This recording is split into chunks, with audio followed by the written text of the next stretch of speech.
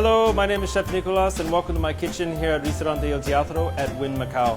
Today we're going to make a very simple traditional pasta, spaghetti carbonara, that you can make at home. I'm interpreted it my way with additional ingredients, but what we will need will be a beautiful spaghetti. We need guanciale, egg, pecorino romano, and parmigiano reggiano. If you cannot find pecorino romano, you can just substitute with additional parmesan. If we cannot find guanciale in the market, then you can also substitute with a beautiful piece of bacon.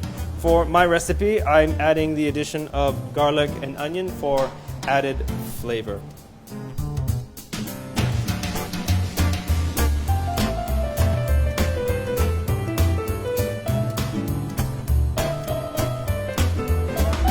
Okay, so let's begin. So first step in our process, to boiling water, we added a small amount of salt. The reason why we don't want too much salt, we don't want a salty pasta. Salty pasta, no good. Carbonara is very, very flavorful, so just a little bit of salt to our water is fine. After that, pasta drop.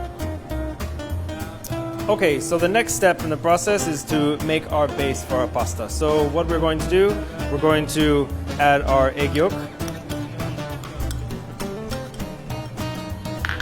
Parmigiano,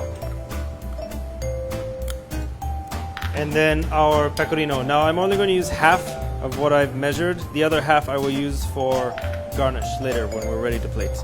So what we're going to do, you're going to want to mix this very well, incorporate all the ingredients. You'll see a paste start to form. Don't worry if it looks thick, because once we add our pasta and other ingredients, this will thin out quite nicely and become nice and creamy.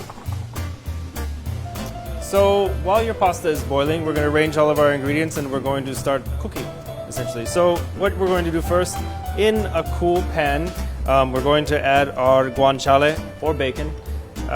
It's important that we start off with a cool pan, just because we want to render all the beautiful flavor, all of the fat out from the bacon. This will also help it caramelize more evenly. Yeah, so you can hear it sizzle a little bit, so we're going to get it going. This process should take roughly 4 to 6 minutes. I think we're almost there. Don't be afraid of the fat in the pan, okay? Fat is flavor. Fat is your friend.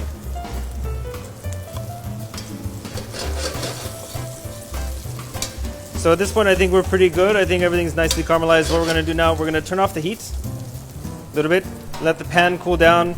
Right now, we're going to transfer half of this guanciale and half of the rendered fat from the pan and save it for later. The reason why I do this, when we deglaze, it'll braise some of the guanciale, it'll be nice and tender. When we have the removed fat, this will stay nice and crunchy and add nice texture to your pasta. You want to leave just a little bit of rendered fat into your pan, because this will help saute your garlic and onions. So cool down the pan a little bit. To this pan, I'm going to add 1 clove of garlic. This is optional, added flavor. The reason why I add just a clove cut in half, because it's easy to pick out at the end. Yeah. So pan, this will perfume your pasta nicely. A little bit here. And then to this, we add our sliced white onion.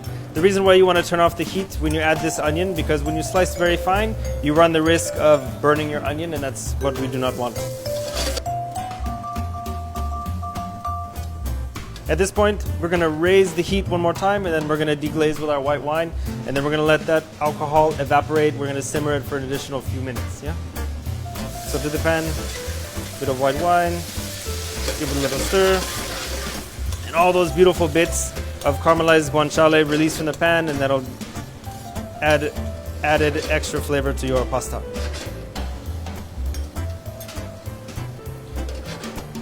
Right now, we're going to add freshly cracked black pepper, and then at the end, when we mix our pasta with the base, we're going to add a garnish of freshly cracked pepper as well.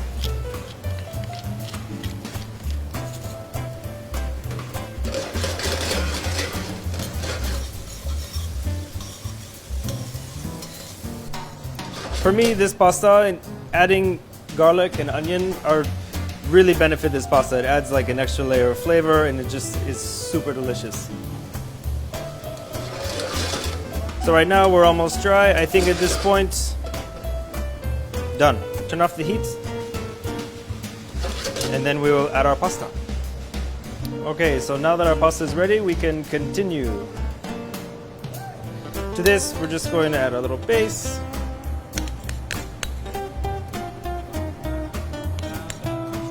I think I like the consistency here, so at this point, here we go. We add the rest of our ingredients here. The rendered fat will also help thicken up your sauce.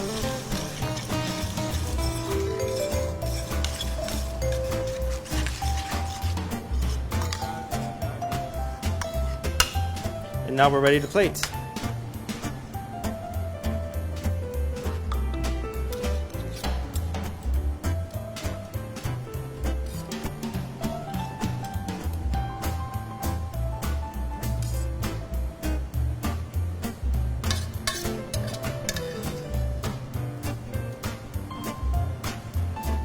And there we are with our extra pecorino romano.